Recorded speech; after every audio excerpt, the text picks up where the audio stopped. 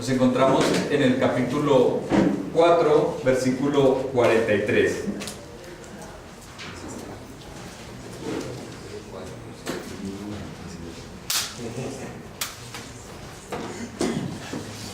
Bien.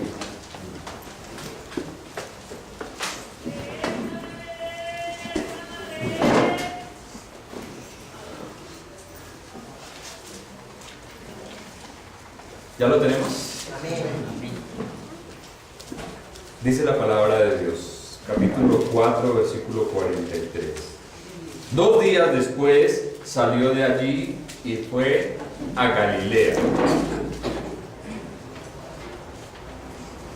Pasados 2 días, o después de los 2 días que el Señor compartió con los samaritanos en Sicar. Ahora nos dice el pasaje que el Señor emprendió hacia el norte, a Galilea. Este pasaje nos demuestra que el Señor se movía libremente y frecuentemente entre Judea y Galilea. Pero hay algo que también nos resalta el pasaje, y es la abnegación del Señor, la cual era completamente fuera de lo común. Podemos pensar en que el Señor abandonó a aquellos que le habían recibido, aquellos samaritanos, y ahora se dirige a donde unos que seguramente van a ser más ásperos y más hostiles con Él. Generalmente, cuando podemos escoger entre las personas que son de nuestro agrado y aquellos que no tanto, ¿a quiénes preferimos? Obviamente, a los que nos reciben bien, a aquellas personas con las que podemos disfrutar de la comunión y de el compañerismo.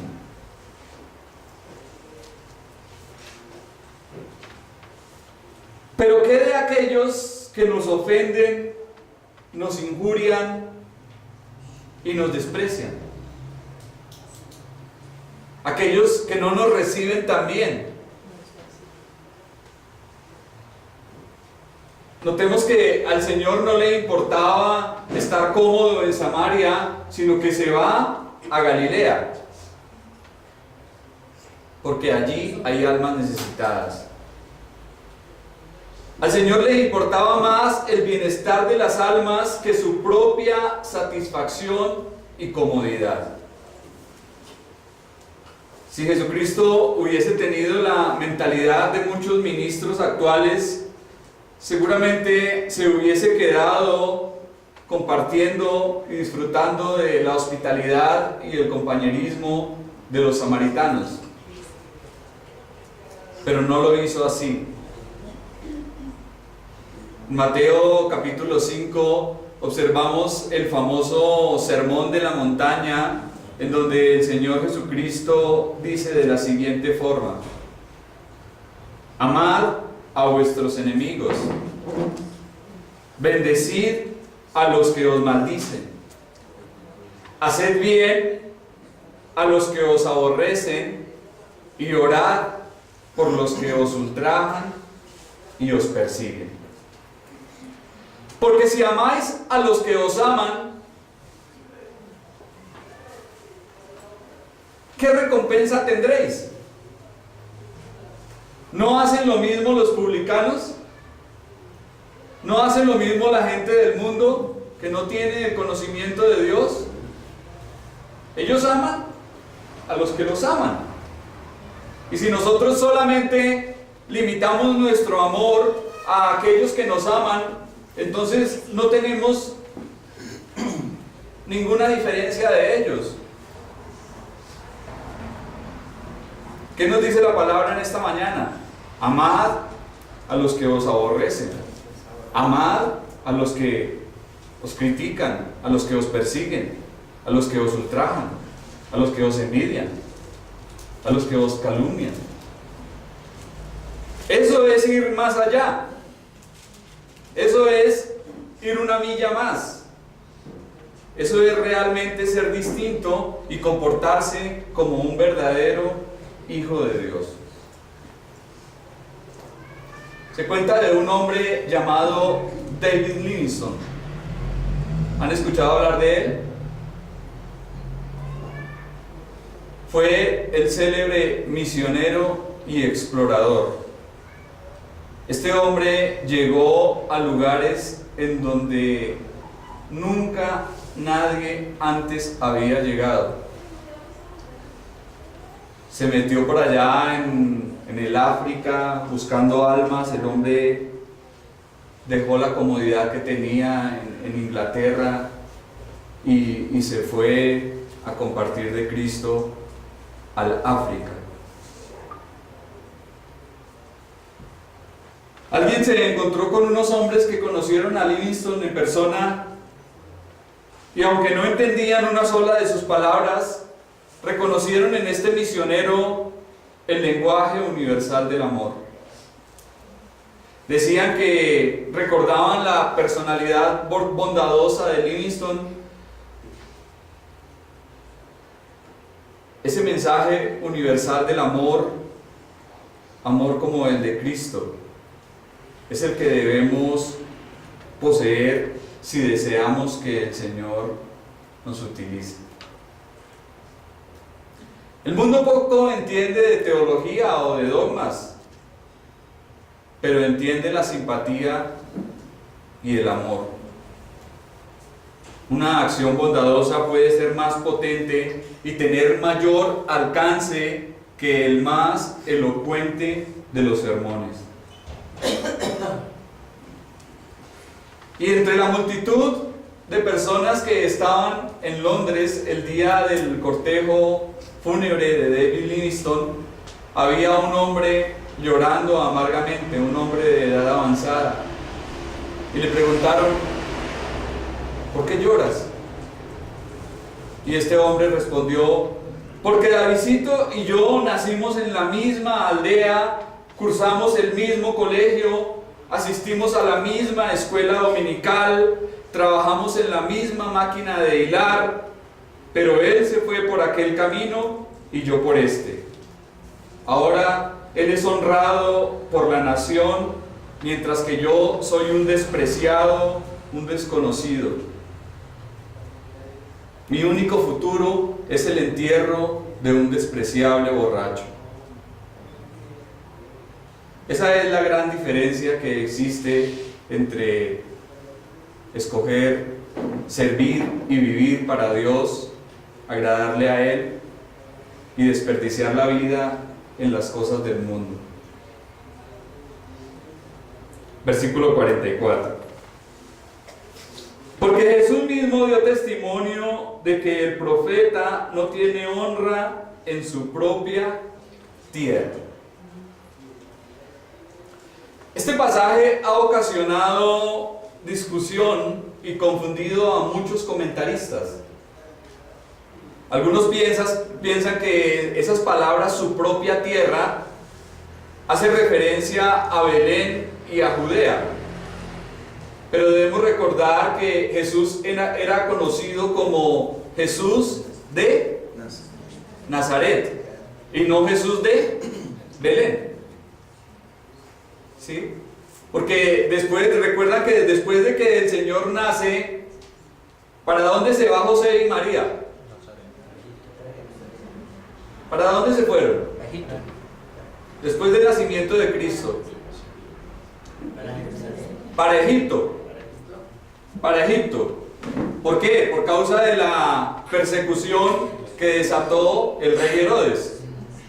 Ellos huyen a Egipto, pero después suben nuevamente, pasan por la tierra de Israel y se radican en Galilea. Cuando se habla de la tierra del Señor, específicamente creo que hace referencia a Nazaret.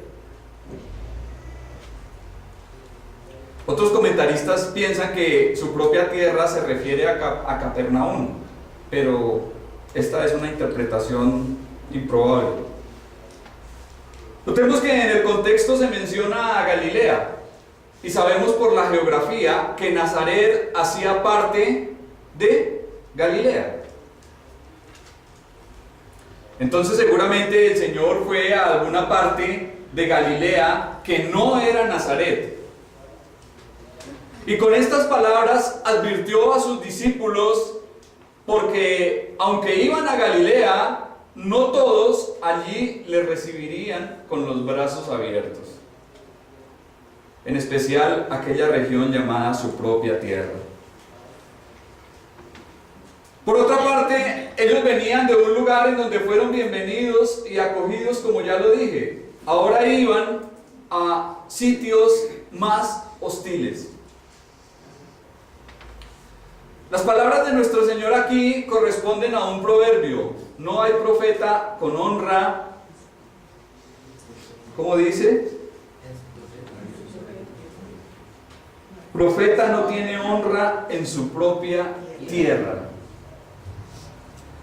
Este versículo también aparece en los evangelios sinópticos, Mateo, Marcos y Lucas.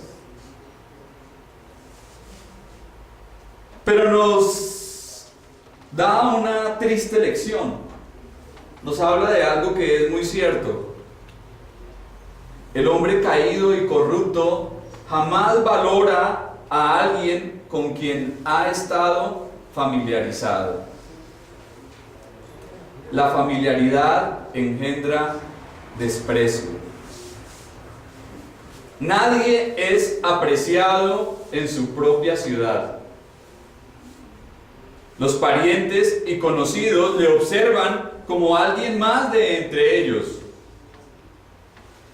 Ahora, si el mismo Señor recibió desprecio de quienes le distinguían, recordemos que hubo un momento en donde ellos dijeron: pero ¿de dónde viene con ese poder y esas cosas que está haciendo y que está diciendo? ¿Luego acaso no es el hijo de José el carpintero?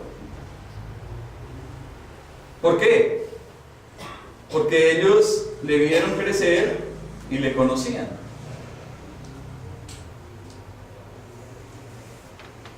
Entonces no se nos extraña a nosotros que en nuestra propia ciudad, en nuestra propia tierra, seguramente nos desprecien o no nos acepten, porque van a decir: bueno, pero ¿este qué? Así como le dijeron al Señor. No se nos haga extraño que recibamos lo mismo, porque nosotros seguimos sus pisadas. No hay profeta con honra en su propia tierra, y los enemigos del hombre serán los de su propia casa. Hasta el día de hoy esto sigue igual. No son nuestros mismos familiares quienes más nos atacan, envidian y critican. ¿No son ellos los más incómodos de que andemos en el Señor y que seamos creyentes? No se nos extrañe si esto está pasando, porque los pasajes siempre han estado ahí. Entonces, no nos afanemos si nos quedamos sin familia según la carne, porque ahora pertenecemos a la familia de Dios. Y ese es el honor más grande que el Señor nos ha dado. No hay profeta con honra en su propia tierra, y los enemigos del hombre serán los de su propia casa. Terrible, ¿no? Tremendo. ¿Ustedes lo han atacado por estar en el Señor? ¿Su misma familia? Aquellos que nunca esperaría usted una reacción semejante son los que se levantan contra uno, los que más lo atacan. Un joven que vivía en un pequeño pueblo minero era muy borracho. Y una noche un predicador fue a aquel lugar y aunque nuestro joven estaba ebrio, asistió al culto. Sentía temor que los organizadores le dijeran que se fuera, pero nadie lo trató mal. Así se quedó todo el culto y escuchó el sermón. Como los cultos continuaron, el joven siguió asistiendo hasta que realmente fue convertido. Dejó de beber y el cambio efectuado en su vida fue muy notorio. Al poco tiempo, este minero deseaba que se organizara una iglesia local en aquel pueblo. Empezó a hablar del Salvador a todos, visitando familia por familia, hablándoles del Señor, pero la mayoría de las veces le daban con las puertas en la cara. Sin embargo, continuó así, sin desanimarse, hasta el final de su vida. El profeta no tiene honra en su propia tierra. Eso será una realidad que experimentaremos si realmente estamos en el Señor. Versículo 45. Cuando vino a Galilea, los galileos le recibieron, habiendo visto todas las cosas que había hecho en Jerusalén en la fiesta, porque también ellos habían ido a la fiesta. Cuando el Señor vuelve a Galilea, es favorablemente acogido por aquellos que vieron lo que hizo en la fiesta en Jerusalén. Estos galileos habían ido a adorar como de costumbre y allí presenciaron algunas de las poderosas obras de Cristo. Tal vez sentían curiosidad de ver lo que el Señor estaba haciendo. La palabra recibieron no indica que le aceptaran como el Salvador de sus almas, sino solamente que le recibían con respeto.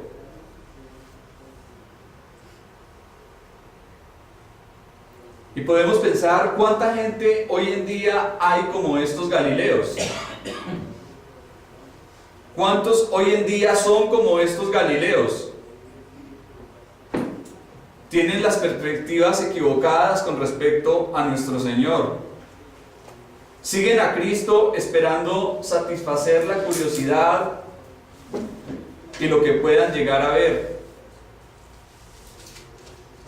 ¿Cuántos acuden al Señor, pero no para la salvación de sus almas, sino para poder presenciar el milagrito que están esperando? Y como los falsos predicadores se gozan anunciando gran campaña de sanidad y milagros. ¿Sí lo han escuchado? Entonces motivan a estos inconstantes a ir a Jesús con falsas expectativas.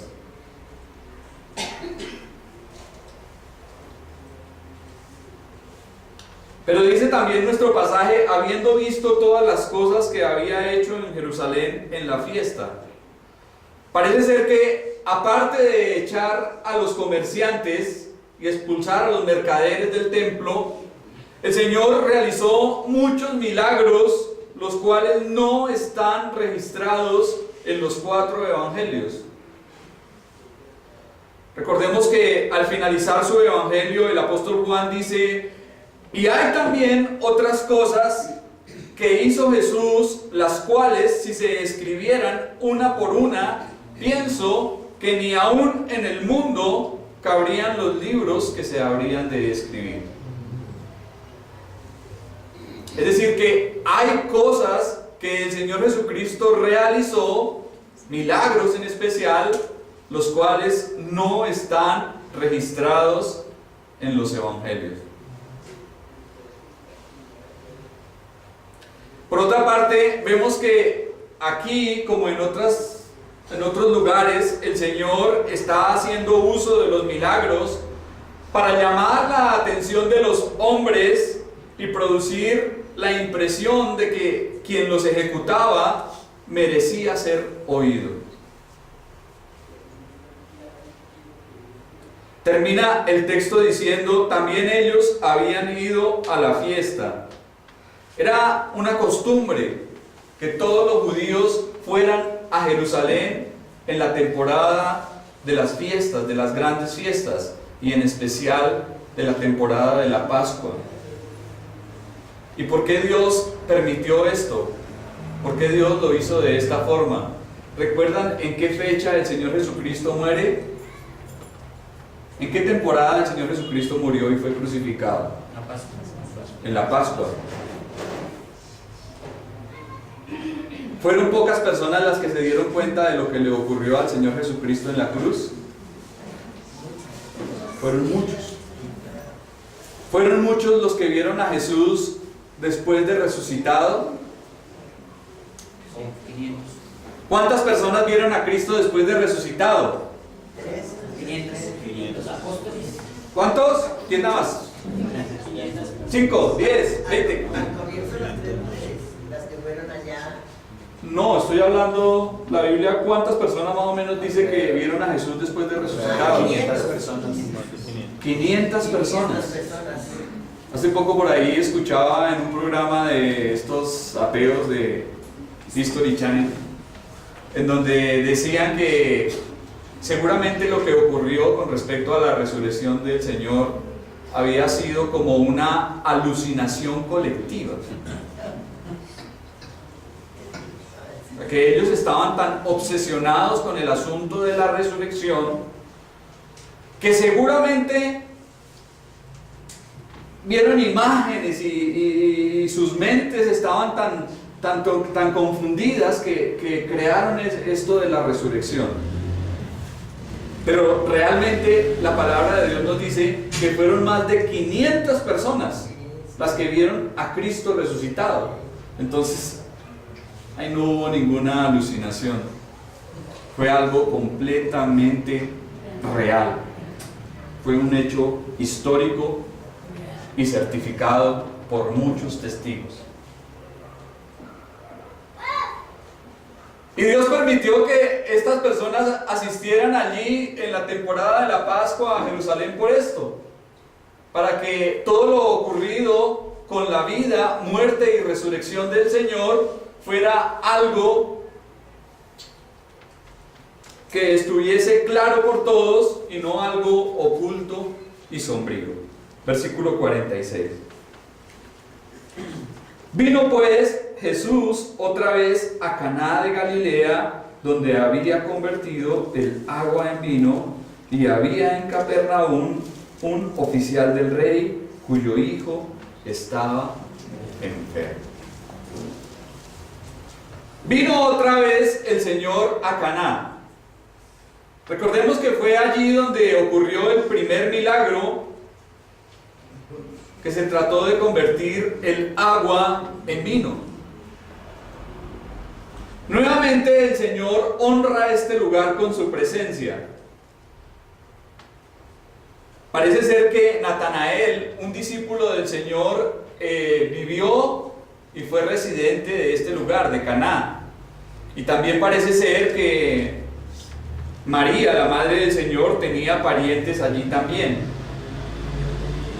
Pero ahora los residentes de Caná iban a ser testigos de un poderoso milagro cuyo efecto se extendería hasta Capernaum. Se dice que desde Caná hasta Capernaum había más o menos una distancia calculada de 32 a 35 kilómetros. Es decir, que no era tan cerca.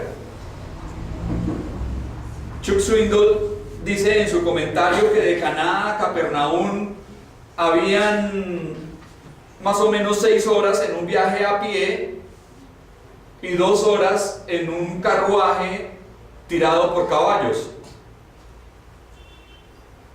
32, 35 kilómetros. Ahora se habla también de un oficial del rey. Este hombre era un funcionario real, alguien asociado con la realeza, un oficial del gobierno.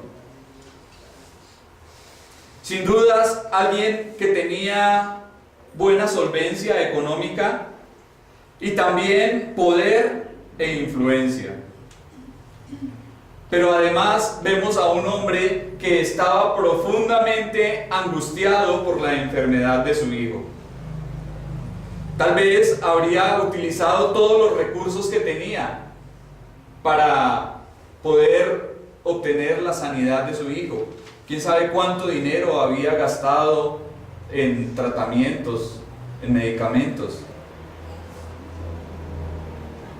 Pero el dinero no es todopoderoso. La enfermedad se agravaba y el muchacho estaba a punto de morir. Muchas veces cometemos el error de pensar que aquellas personas que tienen dinero no tienen problemas. Y no es así. Resulta que aquellos que tienen oro y plata no pueden mantenerse fuera del alcance de los problemas. A ellos les toca igual que a cualquiera.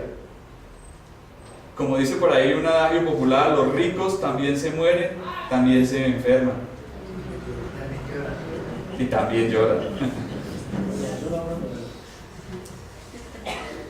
Y aquí vemos a un hombre noble, totalmente impotente frente a la grave enfermedad de su hijo.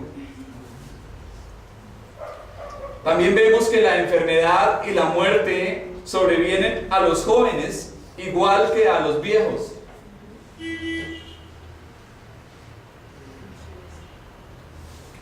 El hijo se acerca a la tumba antes que su padre. Somos propensos a pensar que los jóvenes nunca van a morir en su juventud. Sin embargo, las lápidas de cualquier cementerio nos dicen que no es así. ¿El primer sepulcro en esta tierra no fue acaso el de un joven? ¿Recuerdan? A ver. Aarón, David, Job, son ejemplos bíblicos de padres enterrando a sus hijos. Ayer precisamente mi abuelita de 93 años estaba enterrando a uno de sus hijos.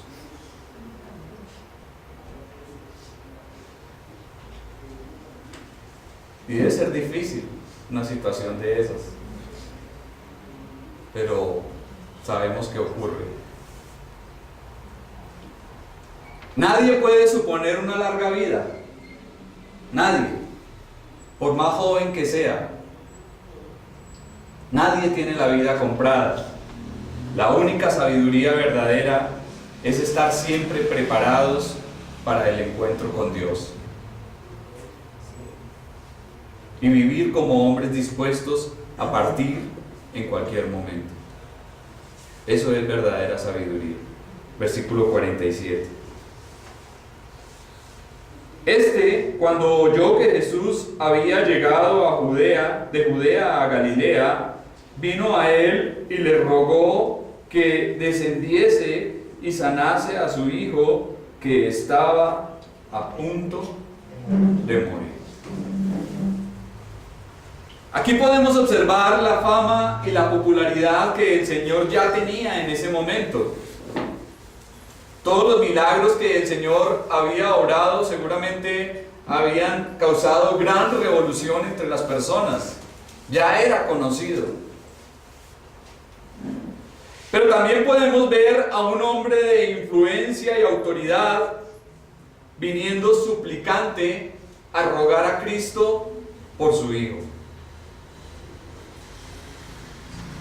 Aunque era alguien con poder, la difícil circunstancia por la que atravesaba lo llevó a implorar a aquel que tenía todo el poder y la disposición para obrar una sanidad de ese tipo.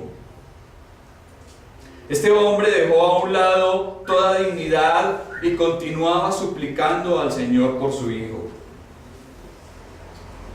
Cuando el pasaje nos dice que descendiese, es porque Capernaum se encontraba en la parte más baja de la costa noroeste del mar de Galilea.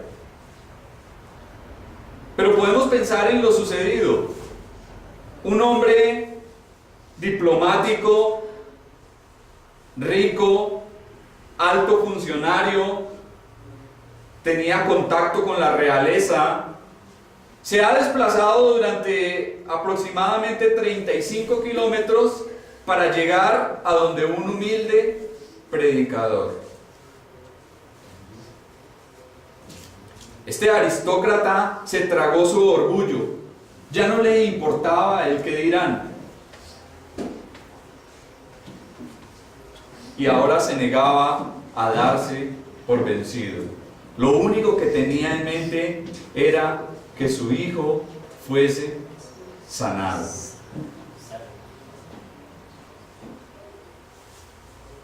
Podemos ver aquí algo interesante también, y es que la preocupación por el muchacho le llevó a Cristo.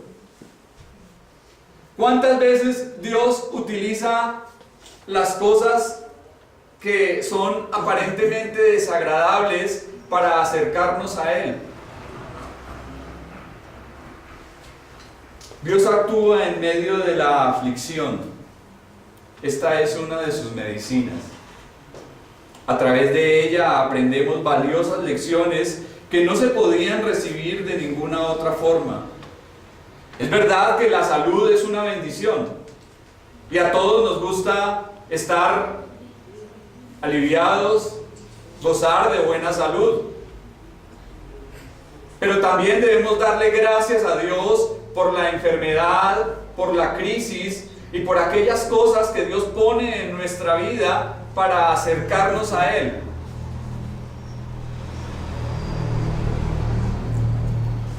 Como dice el apóstol, es verdad que ninguna disciplina en el presente es causa de gozo. ¿Quién se alegra cuando está siendo disciplinado?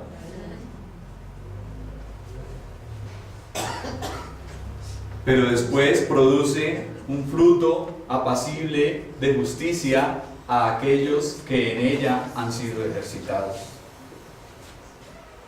Gracias a Dios por las disciplinas. Gracias a Dios por esas valiosas lecciones que nos ha enseñado en la escuela de la aflicción. No podríamos aprenderlas en ninguna otra parte. Solamente ahí. Tal vez si este hombre hubiese tenido a su hijo alentado, hubiese muerto. Él con toda su familia en sus delitos y pecados, y no habría acudido a Cristo. Pero por medio de esa enfermedad, el Señor iba a ser glorificado. Seguramente en algún momento diremos como David y como este noble: bueno me es haber sido humillado. No hay lecciones tan útiles y excelsas como las que aprendemos en la escuela de la aflicción. No reneguemos, no murmuremos cuando estemos en momentos difíciles. Alguien dijo: no hay comentario que explique tan bien la Biblia como la enfermedad y el dolor.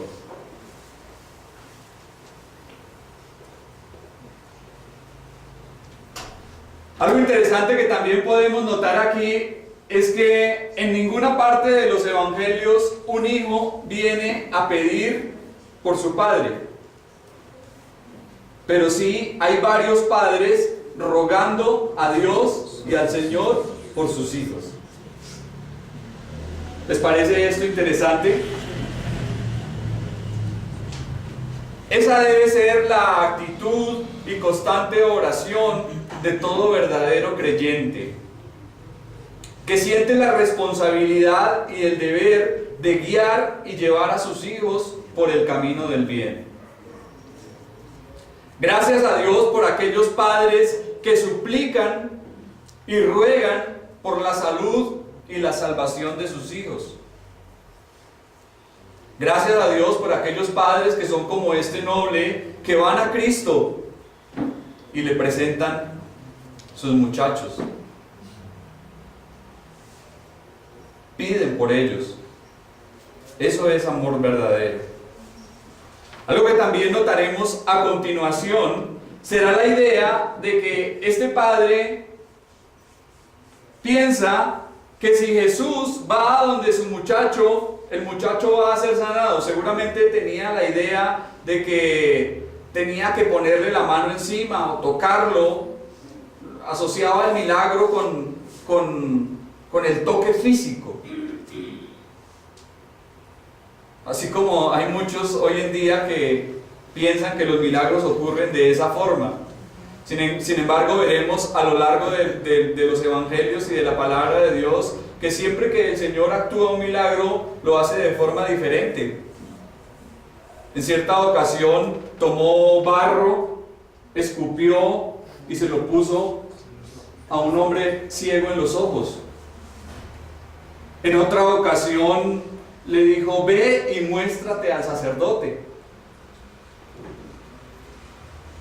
En otra ocasión le dijo: has quedado libre, tu fe te ha salvado. ¿Sí? El Señor siempre obraba de manera diferente, siempre lo hacía de manera diferente, pero los falsos milagreros de hoy en día pretenden encasillar la forma de Dios al obrar estos milagros, según ellos, milagros entre comillas que Dios está haciendo. Y muchos de ellos se han descubierto que en sus campañas evangelísticas lo que están haciendo es contratar actores. Están contratando actores que llegan allí en sus sillas de ruedas, en sus muletas, y pasan al frente y hacen el show. Y descubrieron a alguien que confesó, dijo: no, a mí me pagan por ir allá a decir que Dios me sanó, que Dios hizo un milagro. Pero vemos que los milagros que el Señor hace son completamente distintos, son verdaderos, son reales y son contundentes, que transforman vidas, y esa es la verdadera conversión, ¿no? El milagro más extraordinario que Dios puede operar en una vida.